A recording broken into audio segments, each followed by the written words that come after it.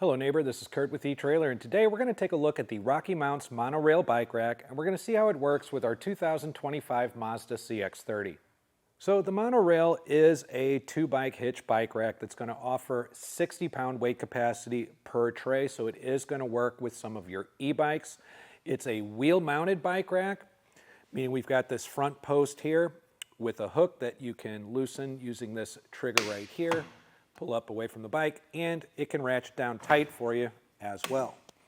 Click down, get a really nice hold for it. This is padded to protect your tire, and the other point of contact is on the rear wheel here in the rear wheel cup, and it's going to ratchet right through this attachment here. It's going to be able to accommodate tires up to 5 inches wide, and it's got a tilting rear wheelbase here that's going to allow for your different size wheelbases. So all in all, one of the other things that I really like about it is that all of the operational points and points of contact are this kind of a bright blue color. It's very stark contrast to the rest of the bike rack being in black. But if you're loading or unloading your bike in low light conditions, this just makes everything really easy to find. We've got our trigger here on our hook, the trigger on our wheel latch, and underneath here, our latch that's going to allow us to raise and lower it. But looking at how it fits against our CX-30, as you can see, we've got a lot of room between the vehicle and the bike. And as a frame of reference, the bike that we're using today is a large frame with 15-inch handlebars and large pedals. So you can use that to compare how your bike is going to fit against the CX-30. But again, I said plenty of distance between the two. I'm not worried about any contact with the pedal or with the handlebars as far as the vehicle goes. Even if I'm on a rougher bit of road and it's shaking really good, it's really not coming too close to the vehicle at all. But like with any hitch bike rack, there are going to be some visual obstructions when you have a bike loaded on it.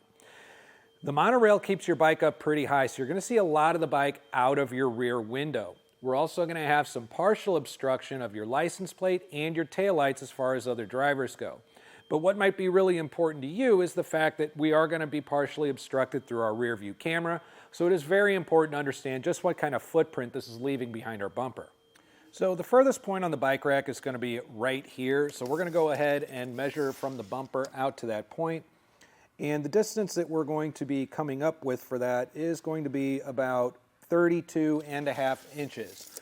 So just keep that in mind. You've got almost 3 feet extra hanging off your bumper back here that you're going to want to account for when you're backing into a tighter space or trying to parallel park. The other thing that we want to take a look at is our ground clearance. So again, we're going to kind of take a look at that from the furthest point on the bike rack here. And our ground clearance is going to come in at about 21.5 inches. And that's a pretty good amount of ground clearance. But again, this bike rack does hold everything a little bit further away from the bumper. So whenever you come across a steep incline or driveway, just be mindful of that ground clearance. I had also mentioned that we can carry on the monorail bikes up to 60 pounds. So because there's no lift assist or anything like that that we've got that goes with the monorail, no ramp or anything, make sure that you're comfortable getting your bike up to a height of about 23 inches, however much it weighs, in order to get it loaded and unloaded from the monorail. So a really common question that we get at eTrailer when it comes to a hitch bike rack is, will you have access to your cargo area with a bike loaded on the rack? So we do have a tilt-away function on the monorail. It's accessed through that handle underneath here, this latch, which again is colored in that bright blue, so it's very easy to find. But we're going to go ahead and brace the bike, pull back on that latch, and slowly lower the bike away from the back of the vehicle. And the monorail actually has a pretty aggressive tilt. Once we have it down in that position, we're able to access our lift gate. We've got probably almost a foot of clearance between these two.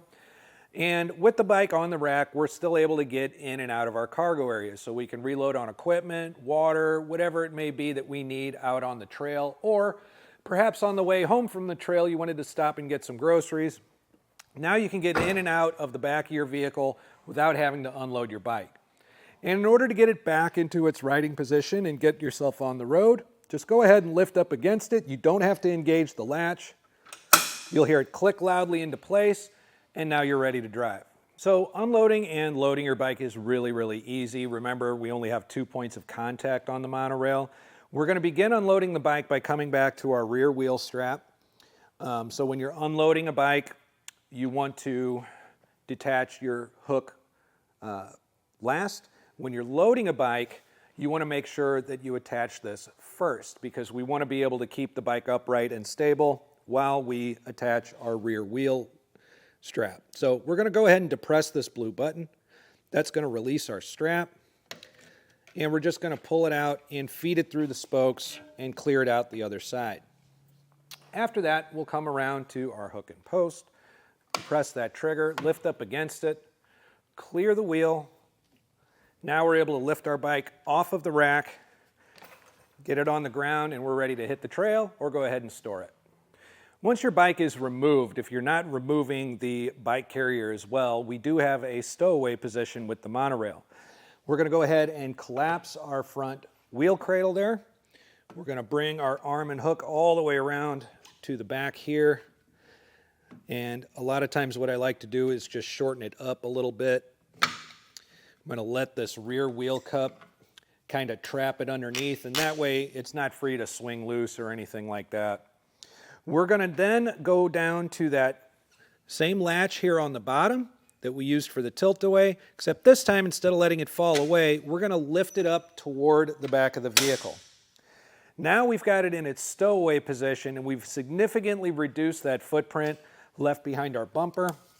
In fact, we've got it all the way down to just a hair over 13 inches. So now you only have just a little bit over a foot to account for when you're getting into those tight spaces. But while we've regained a lot of the visibility in the back that we lost with a bike on it, other drivers are going to clearly see our taillights. You're going to clearly see out your back window. However, our license plate has become blocked a little bit more, and our rear view camera has also become blocked a little bit more, mainly because the main stem of this that holds our wheel trays here, it's really kind of an upright position. The camera is right here. So it's going to have a lot of blockage even when it's in this position like this. But I do think this is a better option, especially if you don't want to take this in and out of the hitch just because you don't have a bike. Just only having that little bit of a foot over, I think, makes it a pretty compact rack to go ahead and live in your hitch if you wanted it to, if you're riding that often. So that's a look at the RockyMounts Monorail Bike Rack on our 2025 Mazda CX-30. And if after watching this video you decide that this is the bike rack for you, and you get it and you have the opportunity to use it a few times, please share with us what you think about it in the comments below. Sharing your experience with other neighbors like yourself can help them make the best decision for themselves. Once again, this is Curt with eTrailer. Thanks for stopping by.